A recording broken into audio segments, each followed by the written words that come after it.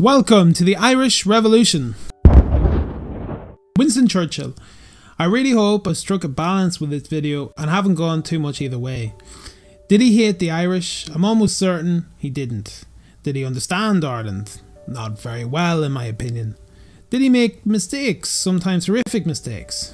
Definitely, and that is what I'll explore with this video. He was responsible for the Black and Tans and the Auxiliaries, but it's important to consider his motives. He was blinkered, absolutely. Frankly, at times he was stupid. I know there will be some watching this who will automatically disagree no matter what I say.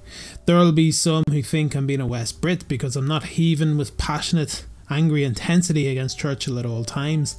There will be others who think I'm some modern day Republican terrorist out to besmirch Britain's greatest leader. I ask you to keep an open mind for the duration of this video, as I etch out Churchill and his often complicated relationship with this island. So let's start with his youth. Churchill spent a lot of time in Ireland as a young man. From 1877 to 1880, Churchill's father, Lord Randolph Churchill, was an aide to his grandfather, John Churchill, the 7th Duke of Marlborough, who was appointed the Lord Lieutenant of Ireland by British Prime Minister Disraeli. The 2-year-old Winston took up residence with his parents in Phoenix Park. Randolph Churchill, who would become famous in later years for a hardline stance on the Irish question, seemed to adopt some progressive ideas for the time, believing that there was an imbalance in funding between Catholic and Protestant education, for example, and voted with Irish MPs in an 1878 motion to establish a Catholic Irish university. I won't go into the other details of Winston's early life here. This is not intended as a biographical video, but more an overview of how he related to Ireland, and I do think it's important to bear in mind his early childhood on the island. So I'm going to fast forward a little bit here. Now I'm going to describe a lot of different terms that you may or may not be familiar with. If you're not that familiar with Irish history, chances are you aren't. That's why in the description I'm putting together a glossary of terms describing what a home ruler is, a unionist is, a Sinn Féiner, what the B specials were, what the Black and Tans are, and you know, check that there. I've got plenty of descriptions down there, okay?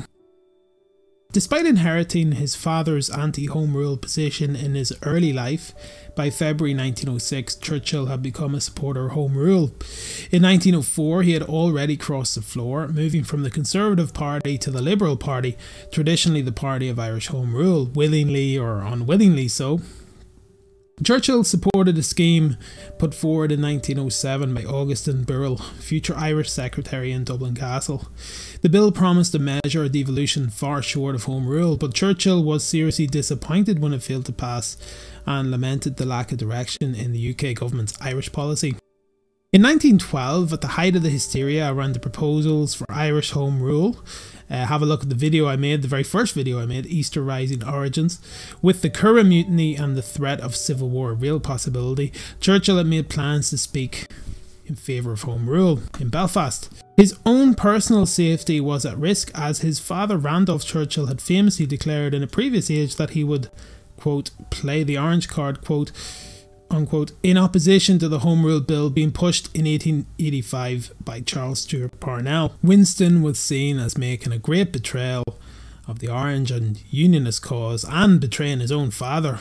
His speech, intended as much to be directed at recalcitrant Ulster Unionists as to influence English public opinion, concluded with the following: quote, "It is in a different sense that I accept and repeat Lord Randolph Churchill's words, Ulster will fight and Ulster will be right. Let Ulster fight for the dignity and honour of Ireland. Let her fight for the reconciliation of races and for the forgiveness of ancient wrongs. Let her fight for the unity and consolidation of the Empire. Let her fight for the spread of clarity, tolerance and enlightenment among men. Then indeed Ulster will fight and Ulster will be right." Notice that this speech invokes his own father's unionism and his own famous speech to Ulster Protestants: Ulster will fight and Ulster will be right. Churchill was trying to persuade, but in the end it was a hopeless cause. Ulster Unionists would never come on board for home rule. He had to move around Belfast like a hunted man as crowds of furious Unionists threatened him. Now, time for another time jump. I'm going to go to the War of Independence period in Ireland. Churchill, as Secretary of State for War and later of the colonies, played a very direct role in the War of Independence. It was he who brought in the infamous Black and Tans and later the Auxiliaries. They were intended as substitutes for the exhausted and demoralised native Irish police who were being shot at and who were resigning in huge numbers due to the IRA or the Irish Volunteers, depending on the period of time we're talking about. They were former British soldiers, and in the words of Churchill biographer Roy Jenkins, quote, they were a sort of free corps of those for whom the war had not provided enough violence, unquote. Now that is one of the more polite ways of putting it. I've seen them described by many as scum, and I don't use the word lightly. Scum is what I've heard since childhood described by all manner of people. Yeah, they don't have a good reputation in Ireland. Listen to some of the tunes that have come out over the years with the Black and Tans. Anyway, that's not really historical, that's just me having a bit of crack with you, you know. Most rural police stations had been abandoned due to an IRA campaign, and the countryside was unsafe to patrol in except in large armed groups. The Black and Tans and the Auxiliaries would go on to be ferocious enemies of the IRA, and it was they, not necessarily the British Army, who fought the War of Independence in Ireland. Perhaps what has stuck in the Irish mind regarding Churchill, and why I originally wanted to call this Did Churchill Hate Ireland, you know, for the whole clickbait value, was his repeated defence of the reprisal burnings and killings that so characterised British policy in Ireland during the War of Independence, especially the later part. Here's a quote that neatly summarises his position. Quote, when officers of the Crown were ambushed and murdered under circumstances of the grossest treachery, it was quite impossible to prevent the police and military taking reprisal on their account. It would exceed the limits of human nature. He later goes on to say, quote, although the government did their best to restrain them, it is perfectly true that we did not punish them with the full severity, unquote. In May 1920, as the rate of killings were on the increase, in many ways a reaction to the widespread deployment of the Black and Tans, Churchill argued for a special tribunal to try murders, saying, quote, it is monstrous that we have 200 murders and no one hanged, unquote.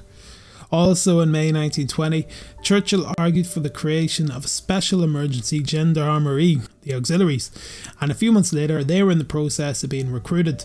The Auxiliaries were a better class of soldier on average than the Black and Tans and were mightier adversaries of the IRA. I'll explore their role in the war in a later episode. Just as a side note, Churchill wanted to use air power in Ireland, but nothing much came from this. In 1920, the British cabinet were unanimous in their opposition to the IRA campaign and seemed to believe that the Home Rule Bill, what would become known to the Irish Republican movement as the Second Dáil election, and Churchill was no different. In an article in the Illustrated Sunday Herald in June 1920, he wrote, quote, no nation has ever established its title deeds by a campaign of assassination. The British nation, having come grimly through the slaughter of Armageddon, are certainly not going to be scared by the squalid scenes of sporadic warfare which are being enacted across the Irish Channel, unquote. It brings up an interesting point actually, as while Ireland was a thorn in the side of the British Empire at this time, Churchill and the British government were arguably dealing with bigger fish in some ways. To look at just numbers, according to Paul Bew, Ireland was costing the Empire £20 million a year, while Mesopotamia cost £56.5 million in 1920-21 alone. 7,000 Empire soldiers, 800 of whom were British, died at the same time as the conflict with Ireland. It's important to remember that while for the Irish this time period is huge and enormous and significant, for the British it's just another thing happening in their huge empire, not even necessarily the most important crisis and gripping the empire. The British point of view is well summed up by the historian Charles Townshend, quote, none of them seem to have wondered whether the very necessity of using force to restore order indicated that the ground base of normality had been fatally eroded, unquote. Because Townshend is too much of a pro and a gentleman and a great historian to say it, I will. The British government had no idea what they were doing in Ireland in 1920, and by all accounts, it often seemed like they were groping in the dark, always reacting and rarely formulating anything. Britain was waging a dirty war in Ireland. Reprisals were occasionally sanctioned by the state, but unofficially it was going on a lot. And Churchill, in his position as Minister for War, wasn't exactly condemning them. For example, the 21st September, the Black and Tans sacked the North Dublin town of Balbriggan. It's one of the great reprisals of the War of Independence. It became international news. Much of the town was burnt down. Many of the men perpetrating the atrocity, the reprisal, were visibly drunk. 2 prisoners were executed. Henry Wilson, the head of the army, and no peacenik, I should add, wrote in his diary that, quote, Winston Churchill saw very little harm in this, but it horrifies me, unquote. Terence MacSwiney, the Lord Mayor of Cork, went on hunger strike in 1920 in a campaign that drew international attention. MacSwiney was no hard-man Republican, but a gentle-spirited, artistic soul, and he became the perfect Irish Republican martyr, another one in a long line of them. Churchill mocked the strategy of hunger striking, saying it took more courage to fight in a trench than to go on a hunger strike. Addressing a crowd in Dundee in October 1920, he said, quote, it was during the silly season that Mr MacSwiney assumed his determination to starve himself to death.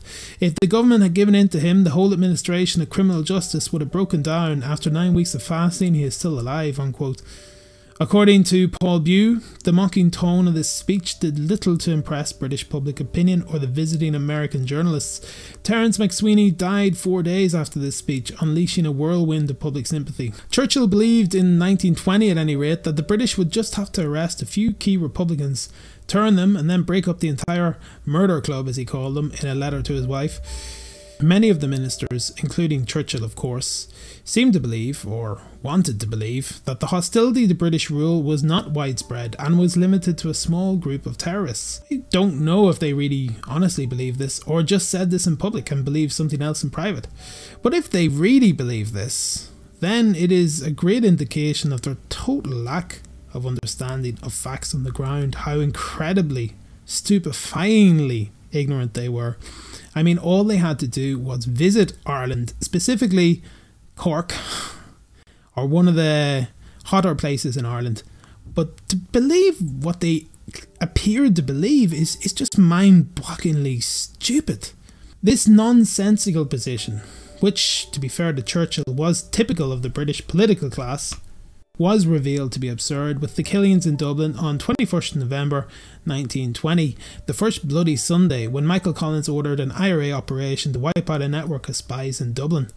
Later in the day, a group of auxiliaries opened fire and shot at a defenceless crowd in Croke Park in Dublin during a Gaelic football match. Whatever hope the government may have had in restoring the status quo in Ireland, this may well have been the final straw for the Irish. A week later, an IRA commander in Cork, Tom Barry, launched an audacious ambush at Kilmichael, killing 18 auxiliaries.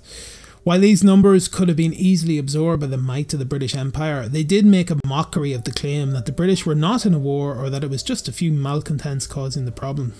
The violence continued into 1921.